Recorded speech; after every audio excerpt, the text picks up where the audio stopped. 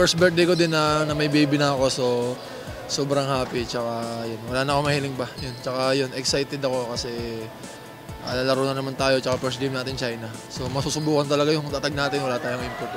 Hindi ko na lang namalayan bigla na lang, alam mo yun, yung parang binilang ko parang sobra-sobra na para sa akin yung pagtingin ko sa mga blessing na nakukuha ko. Alam mo yun, parang overwhelm ako na yung mga pinitrabahuhan ko, hindi ko nakikita yung parang yung resulta, pero ito na pala yun Tatrabaho na lang ako para sa baby ko tsaka sa pamilya ko, para sa kinabukasan ng anak ko. Yun. Alam naman natin medyo maiksi yung preparation natin, pero ginagawa namin yung best namin kada practice namin para maka-catch up sa mga kailangan namin gawin at saka mga kailangan namin trabahuhin. Alam naman natin hindi basta-basta yung gerang pupuntahan natin So, yun, basta ready lang. Hindi ako kinakabahan Iba yung excitement ko ngayon, sa totoo lang. Iba parang another level ng basketball. So, experience na naman na makakakalaro ako. So, it's a blessing for me. Tsaka para sa career ko yun Tsaka i-improve ko.